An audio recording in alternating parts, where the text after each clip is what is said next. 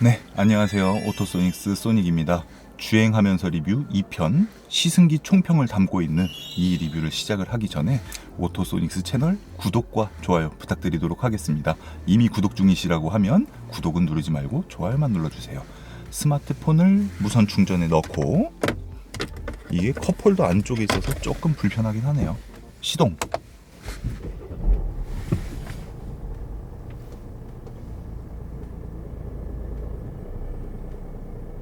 살짝 들으셨나요?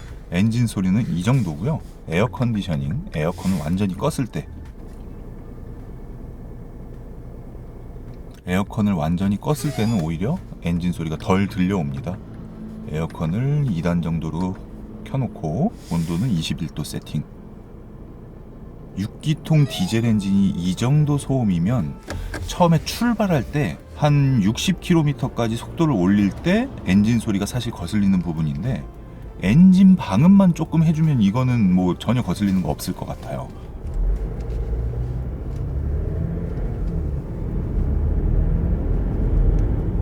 이런 식으로 들려옵니다. 이런 식으로 들려오기 때문에 정차 중에 느껴지는 엔진 소리, 그리고 처음에 출발할 때 느껴지는 엔진 소리, 이런 부분들은 방음으로 충분히 개선이 될 수 있는 그런 정도다라고 볼 수가 있고요. 일부러 제가 그 외투를 벗지 않고 그리고 탑승을 했어요. 왜냐하면 안에 티셔츠만 입고 그리고 리뷰를 했을 때 전달되는 그 감흥보다는 이제 어차피 FW 시즌 아닙니까? 그래서 일반적으로 패딩 점퍼를 입던 코트를 입던 입은 상태에서 주행을 했을 때 어느 정도 불편함이 전해지느냐, 이 부분을 사실 중점적으로 봤어요. 겨울이 되면 저는 추위를 좀 많이 타다 보니까 패딩 점퍼든 코트든 목도리든 다 하고 타요.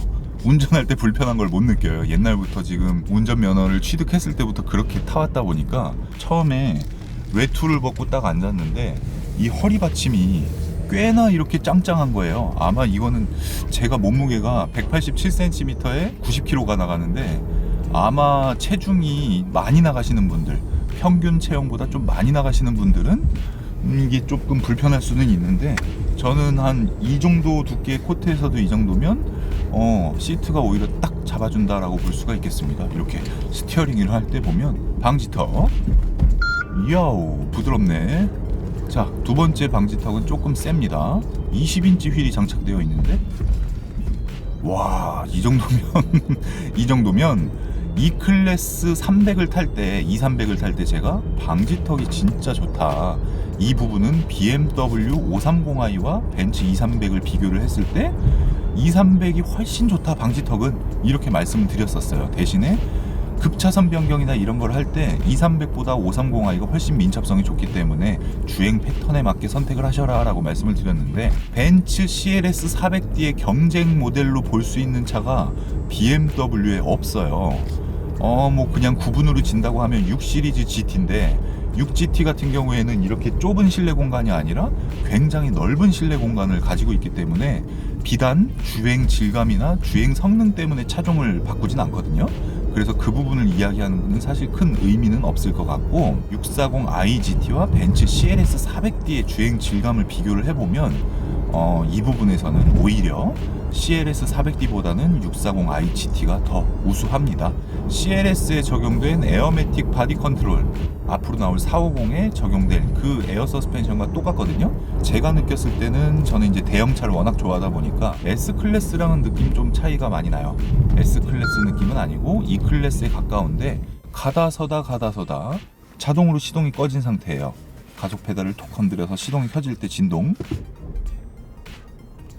거의 못 느끼는데 하는 소리가 조금 들려서 이거는 조금 개선을 했으면 좋겠다라는 그런 생각이 듭니다. 방지턱 구간에 제가 진입을 할 건데, 저속에서의 방지턱 느낌은 진짜 너무나 편한 컴포트 세단이에요.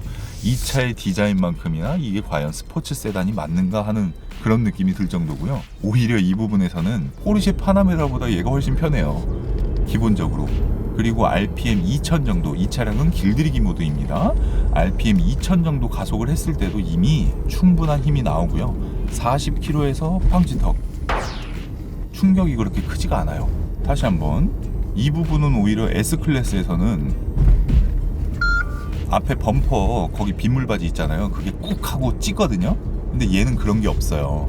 제가 예전에 CLS의 직접 경쟁 모델이라고 할 수 있었던 BMW 640D 그랑 쿠페, 제가 2년을 보유를 했었거든요. 그 차량과 이 차량의 느낌 비교를 해봐도 모래길 급제동 한번 해볼까? 오이, ESP가 이 정도인가? 오우, 야우. 640D 그랑 쿠페를 탔을 때와 이 CLS 400D를 탈 때 저속 주행에서 커브길, 코너링을 돌아 나갈 때 느낌을 제가 한번 비교를 해보면 오히려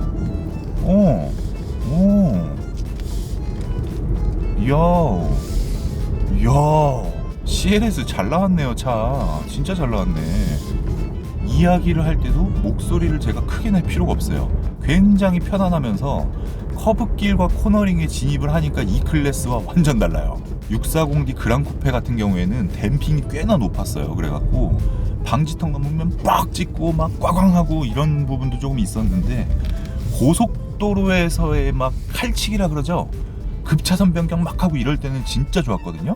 그런데 커브길과 코너링을 들어갔을 때는 몸이 이렇게 대각선으로 쏠리는 그런 부분도 있었어요. 근데 지금 이 벤츠 CLS 400D가 편안한 승차감을 제공을 하면서 커브길과 코너링에서 이런 정도를 보여줬다는 거 상당히 칭찬할 만한 부분입니다. 아주 천천히 가고 있죠. 아주 천천히 갈 때 RPM이 1000이 안 되는 상황이에요. 20인치 휠이 끼워져 있다는 게 생각이 안 들 정도로 오 괜찮네요. 지금 달리는 도로가요 시멘트길이에요. 시멘트길인데 오토소닉스에 올라가 있는 자동차 리뷰가 같은 코스를 같은 앵글로 촬영을 하니까 비교해서 한번 보세요. 리뷰어이기 때문에 일반인이 느끼지 못한 부분까지 좀 알려드렸으면 좋겠다라는 생각을 항상 갖고 있거든요. 여기 시멘트길에서 제가 스티어링 휠을 막 이러잖아요. 이랬는데도 조금만 더 보태서 아스팔트 느낌 정도로 페달의 진동 거의 없고요. 엉덩이하고 등짝에만 좀 진동이 있고, 스티어링 휠을 잡았을 때도 괜찮아요. 괜찮고 스티어링 휠을 아예 놔버리는데 ESP 깜빡깜빡 거리지도 않아요.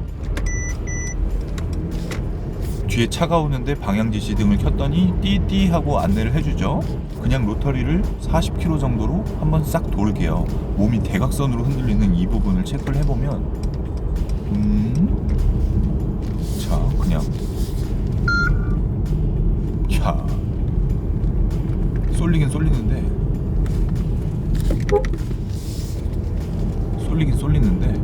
오 그렇게 막 많이 쏠리고 그러지가 않아요. 여기서 급차선 변경 뒤가 늦게 온다는 그 부분 말고는 주행하면서 민첩성 기준에서 봤을 때도 그렇게 큰 불만이 보여지지 않고 있습니다.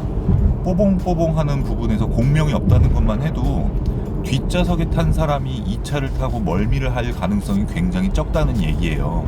사실 제가 이 귀가 굉장히 예민한 사람이고 2016년도, 2017년도 상반기까지 데모카 가지고 방음 연구한다고 막 그 소리에만 집중하면서 차를 타다 보니까 듣기 싫은 소리에 되게 미치는 성격인데, CLS를 타면서 소리가 좀 나긴 난다라는 느낌 외에 이 차량 진짜 이거 방음 설계 잘못했다, 이 차량 이거 공명 있다, 이런 느낌이 전혀 없고요.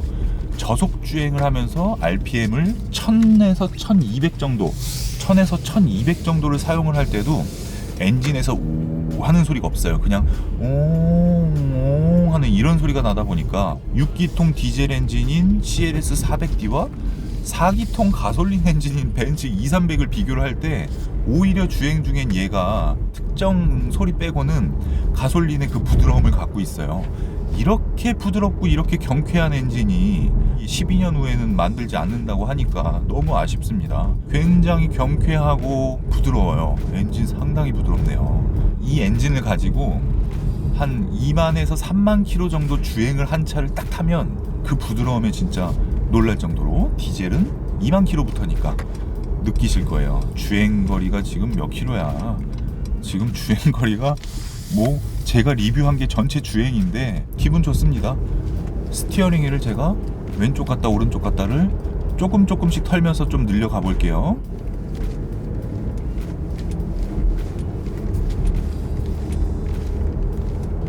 와우, 이 느낌이 아주 절제가 잘 되어 있어요. 스티어링 휠이 굉장히 부드러워요. 스티어링 휠이 굉장히 부드러워서 주차를 할 때도 아주 편하게 탈 수가 있습니다.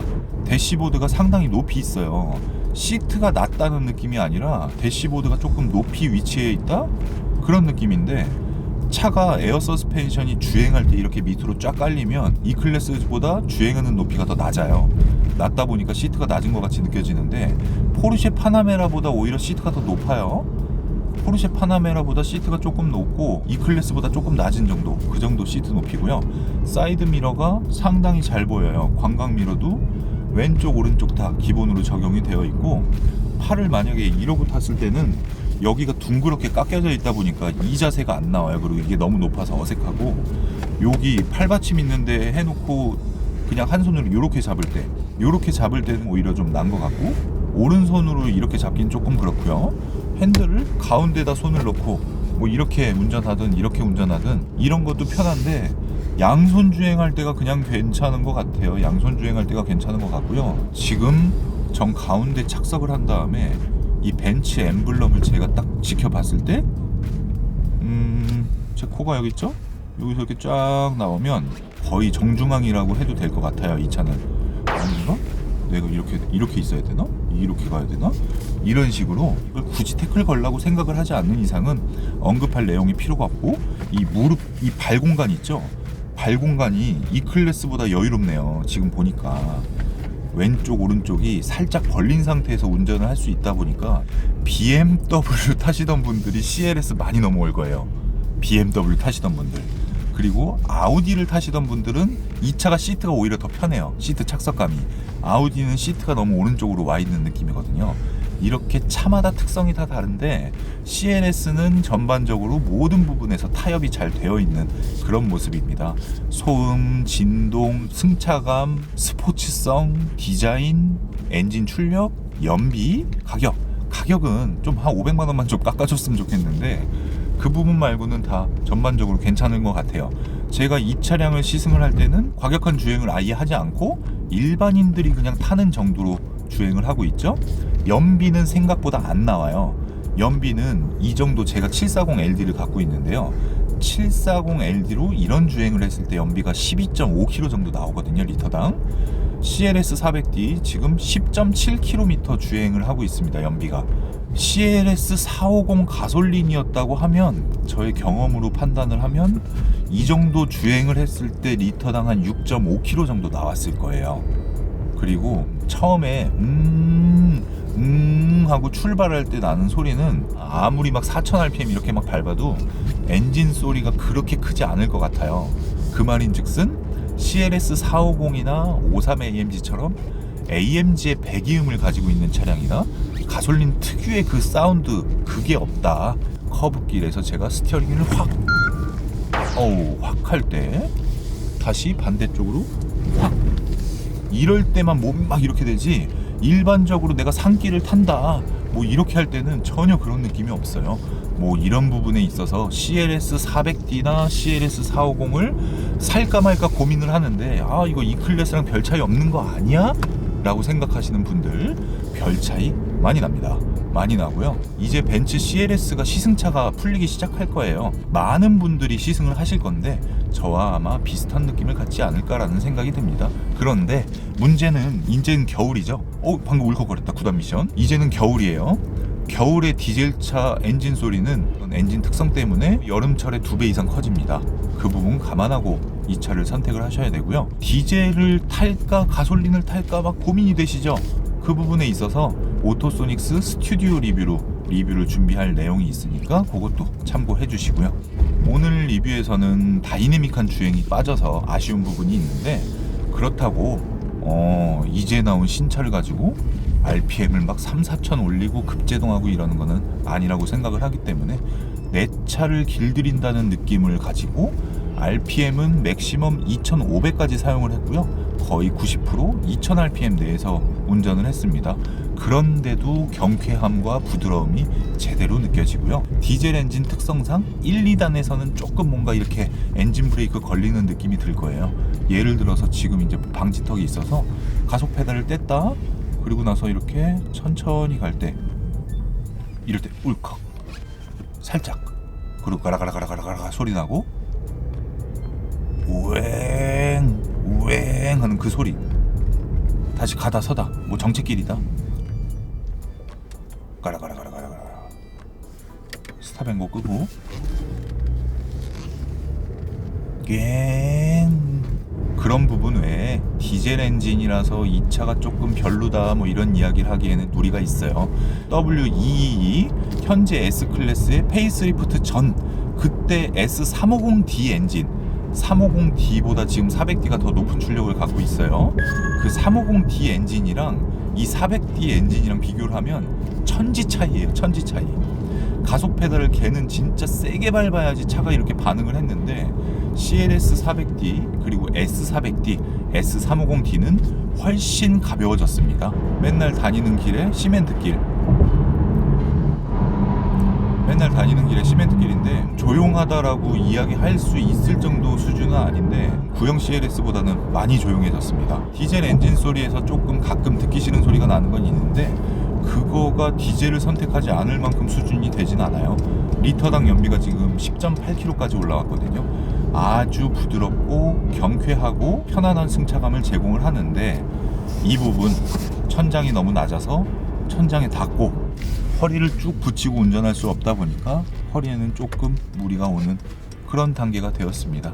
커브길을 쫙 돌았다가 반대쪽으로 가. 이런 정도입니다. 본넷이 움직이지 않아요. 네.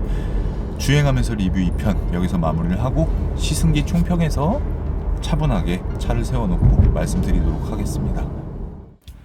벤츠 CLS 400D 모든 주행을 다 마무리를 했습니다. 어떻게 보면 기대가 아주 크고 어떻게 보면 별 기대도 되지 않는 그런 모델일 수 있었어요. 디자인에 대한 부분은 앞으로 모든 차량들이 공기저항 개수 같은 효율성 때문에 수그려지는 디자인을 한다고 가정했을 때 디자인이 아주 괜찮다라고 저는 처음부터 똑같이 입장을 이야기를 하고 있는데 뒷모습은 저도 제가 봤을 때도 좀 아쉬워요. 조금 더 럭셔리하거나 스포티한 모습이었으면 어땠을까라는 생각이 드는데 리어 스포일러가 이제 53AMG 제품이 나오면 그 정도 익스테리어 튜닝을 해보면 괜찮겠다라는 생각이 들고요. 첫 번째 이제 정숙성 부분에서는 조용한 편이나 아주 조용하진 않고 이 차가 제공하는 승차감이나 고급스러움에 비해서는 좀 시끄럽다. 좀 방음 정도는 해줬으면 좋겠다. 뭐 저를 찾아주시면 되겠죠. 그 정도로 볼 수가 있고 진동은 거의 없어요. 진동을 느낄 수 있는 수준의 엔진이 아닙니다. 400D 엔진이 진짜 좋은 엔진이거든요. 마지막으로 개발한 엔진이 될 거예요. 앞으로는 벤츠에서도 디젤 엔진에 개발 투자를 하지 않을 겁니다. S클래스에 장착됐던 것보다 6천만 원 가까이 낮은 가격으로 장착하고 출시했다는 걸 보면 AMG 라인까지 적용이 됐다 그러면 6천만 원이 넘는 가격이 차이가 나는 거예요. S클래스와. 그리고 만약에 이게 E클래스에 이 엔진이 장착이 되면 CLS와 큰 가격 차이가 없을 겁니다.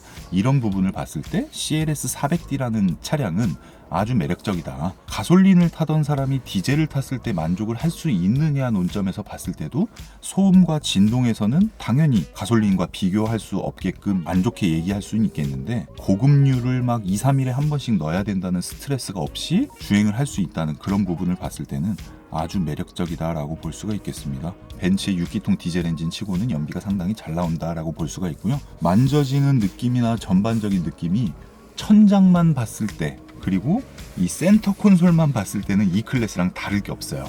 그런데 A필러를 봤을 때나 이 도어 트림 같은 부분을 봤을 때는 E클래스와 꽤나 많은 차이가 난다라고 볼 수가 있고요.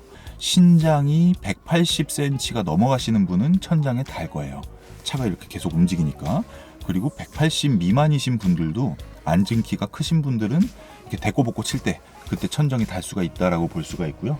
CLS 400D가 시승차가 AMG가 빠진 모델만 나올 거예요. 왜냐하면 AMG 라인 중심으로 판매가 되기 때문에 노멀 버전은 시승차나 전시차로 다 돌려놓을 겁니다. 아마도 중고차 나중에 나오는 거를 저렴하게 구매할 수 있는 그런 부분에서 AMG가 빠진 기본 모델이 유리할 수가 있고요. 우리 구매자 입장에서 어떻게 해야 되냐? 이 차량 같은 경우에는 2019년에도 계속 인기가 이어질 거예요. 단지 커맨드 휠이 AMG GT에 적용되어 있는 신형이 아니라 E클래스에 적용한 마지막 버전 CLS가 커맨드 휠을 장착한 마지막 버전이 된다는 건 상당히 아쉬운 부분인데, 터치가 만약에 적용된다고 해도 CLS 시트 포지션에서 주행 중 터치 조작이 불편해요. 터치에 대해서는 그렇게 큰 미련이 남지가 않는데 대화형 보이스 컨트롤에서는 아주 아쉬운 부분이 있습니다. 이 차량을 지금 구매를 해서 최신형의 느낌을 가지고 타다가 AMG GT 4도어 같은 차량이 MBUX를 장착하고 나와버리면 조금 스트레스를 받을 수도 있겠다라고 보여지는데, 어쨌든 AMG GT와 CLS는 가격 갭이 상당히 크고 400D 엔진을 장착한 모델은 CLS와 S클래스밖에 없기 때문에 그 부분에서 매력적으로 다가온다라고 볼 수가 있겠습니다. CLS 450이 출시하면 또 제가 리뷰를 할 거고, CLS 400D 야간 주행에 대한 리뷰, 사용하는 기능, 어떤 부분을 우리가 알고 써야 되느냐, 이 부분에 대한 리뷰를 또 준비할 거예요. 이제 저도 말씀을 드리지만 사실 제가 8월 중순에 CLS 400D AMG 라인과 2300 AMG 라인 두 대를 제가 계약을 해놨어요. 둘 다 카반 사이트 블루의 브라운 시트, 구하기 힘든 차량을 구매를 했는데 다행히 둘 다 배정을 받은 상태입니다. 사실 뒷좌석 리뷰만 촬영할 때까지만 해도 내가 이거를 사야 되는 게 맞나, 그냥 취소할까 이 생각도 했었는데, 주행을 해보니까 제가 지금 메인으로 가져가는 740LD랑 CLS 400D랑 겹치지가 않아요. 아직까지 100% 확실하진 않지만 저도 CLS 400D를 출고할 가능성이 지금 현재로서는 80% 이상입니다. 제가 출고를 하면 2300과 CLS 제대로 된 비교와 야간 주행, 기타 이야기, 많은 이야기를 담을 거니까요. 앞으로도 오토소닉스 채널 많이 기대해 주시고요. 저희 채널이 이제 아주 급상승하는 중이에요. 급상승하는 중인데 앞으로도 좋은 영상과 음성, 이 콘셉트에 맞는 자세한 정보를 제공해 드릴 수 있는 그런 채널을 꾸려갈 거고요. 스튜디오에서 신차 흐름, 어떻게 흘러가고 있다, 언제쯤 구매해야 된다, 이런 이야기도 계속적으로 말씀드릴 거니까요. 오토소닉스 채널 구독, 알림 꼭 해주시고요. 이미 구독 중이신 분들은 구독을 더 누르실 필요가 없이 좋아요만 눌러주시면 되겠습니다. 오토소닉스 채널 구독과 좋아요 부탁드릴게요. 감사합니다.